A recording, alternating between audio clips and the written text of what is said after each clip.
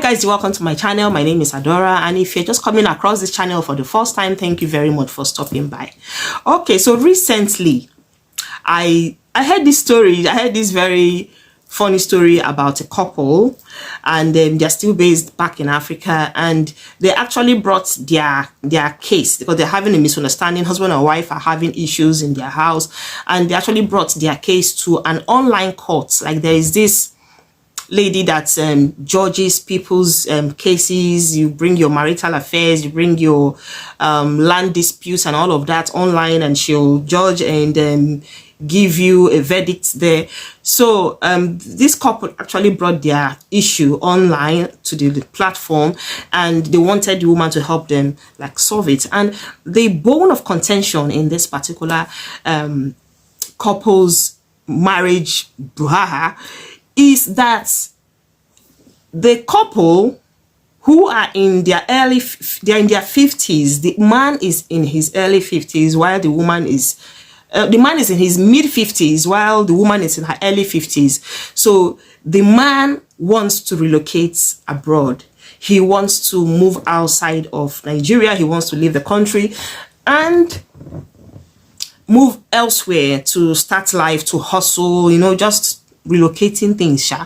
So, and the woman is not very comfortable with it. In the first place, she gave a lot of points. The first point she made was that why would he want to leave her alone in Nigeria at this point, you know, when things are really becoming very unsafe. Security is this. She mentioned a lot of points, and that she would have wanted a husband around her, and secondly, they have children they're still trying to take care of, and she cannot do it alone. And then thirdly, what is the assurance that when the man travels abroad, he's going to remember home? Like, he's going to reach out to them, he's going to call them, or he's going to even send anything for them. Like, he's going to keep taking care of them. So she is actually scared of losing her husband. That's why she's not giving him the 100% green light to go ahead. But the man on his own was actually saying that he wants to leave because he's going through a lot at the moment. Things are not really working well for him, and that he has a lot of friends abroad who have told him to relocate, to come outside the country. So the judge in the platform went ahead to ask the man, what exactly do you do? What's your job? And the man said he has a printing business. He has his own business. He's into printing, you know, like he does all these souvenirs, he prints posters and all of that. And the woman said,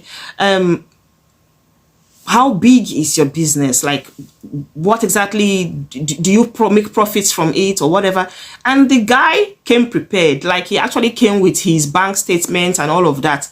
And this guy actually said that, yes, honestly, he's going to be very honest with himself, that his business gives him money, that his business takes care of the family's needs. The business, it was through the business he was able to send his children to school, even up to university level, that he still has the last child who is in secondary school.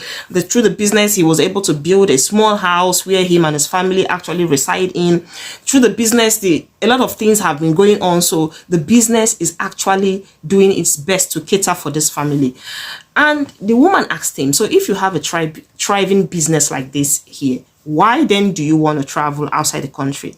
And the guy said he has a lot of friends outside the country who are making it bigger than him, that is managing his printing business. So he wants to join them, that he has been advised to come out so that they could help him, you know, sort him out or whatever. I don't know, maybe they promised him a better life there, or they promised him that he's going to become a millionaire in less than a year when he relocates. So the judge went ahead to do her thing, talk to the two of them and give the verdict. But when I sat back after listening to this video, I just said to myself, like, you see, this is a lot of things that a lot of people are actually going through at the moment. A lot of people, some of the reasons why they quit their jobs or they stop their businesses back home and they pack up all of their stuff and relocate is for different reasons. Some people will give you reasons as as good as, oh, my kids are very small, I want a better future for them, I want them to be raised in a safe society, I want them to grow up in, you know, a conducive environment. Someone will tell you, well, my family is still a very young family, I need to seek greener pastures, get a good job, get money to take care of them. Or some will also say, I don't have anything back home to fall back to. But I think that in all of this, it's very, very important to make your research before you relocate, to know exactly if it's worth it moving from your comfort. If you are living in comfort, if it's worth it moving from your comfort to a place where you are not very sure of the outcome. It's just like moving from the known to the unknown, if it's really worth it. Like in the case of this very man now, I was trying to weigh it from different angles. In the first place, this man is in his mid-50s. Now I'm looking at, judging by the age factor, how many more years do you have to work abroad? Like if for instance now he succeeds and he relocates abroad, and we all know that it's not like there's any particular fantastic job waiting for him, unless if he is going with a particular route, maybe a visa route that avails him a particular job. Let's say for instance a particular job has already employed him from back home, and then yes, he goes through that route and he decides, yeah, to work there. That is, let's assume he has something that is sure. He's assured that as he's entering the country, he is getting a job, and not just a job, he's getting a job in a field that is worth it. Let's assume it's in that case, then that's very fine, that's okay. But whereby that is not the case, and let us say he's just coming into the country and he wants to come and start life, start hustling, because I tell you, relocation is just another definition for relocation is starting afresh. It's simply starting. It's just it's a mental reset. It resets everything about you. Everything is going back to, you know, default settings, starting afresh. No matter what it is you have known all your years back home, no matter all the experiences, no matter all the knowledge, all the skills, or whatever it is you have always known, or you have worked with back home, or you have explored back home, when you get into a new environment, things are going to definitely change. You will be shaking from time to time, and if you are not very comfortable about it, it begins to affect everything about you, starting from your mental health. So now let us assume at his age, 50 something, he now comes into the country and starts hustling and starts doing what other people are trying to do to make a living. And now bear it in mind that if he doesn't come with a visa, that means he's now coming to as an overstayer in the country, which means he will now be hiding up and down. And this also means he can't get a good job, which means he cannot rent a house. This means he can't... there is nothing, there's no freedom, there is actually nothing he can do with and have that peace of mind doing. So that means he's actually going to be living in the shadows of the system. He's going to be living the rest of his life in the country, running away from the authorities, because in other words, he is illegal, as the term is here. So is it at that age you're supposed to be relaxing, enjoying yourself, enjoying your age, enjoying the fruit of your labor, that you are now coming to stress, coming to start afresh, coming to stress your age, stress your body? Because as we age, our body weakens. As we age, it begins to tell on us mentally, health-wise. So I don't think anybody at that age, 50 something, would still be strong enough to do some very, very hard job, especially if it's in a terrain that is different from what you are used to, in the weather, cold weather. At this age, a lot of elderly people are very, very protective of their joints, their waists, their ribs, everywhere begins to ache. Even as a young person, you start feeling all these symptoms. So I'm just imagining, is it at that age he will now be getting used to all of these new stress and stuff that's people that have been in the country for years are still struggling with, are still battling with. So is it at that age he wants to do that? And then another thing with the age is that even when he gets into the country, if he eventually gets into the country, like at that age who is going to be able to accommodate him for a very long time?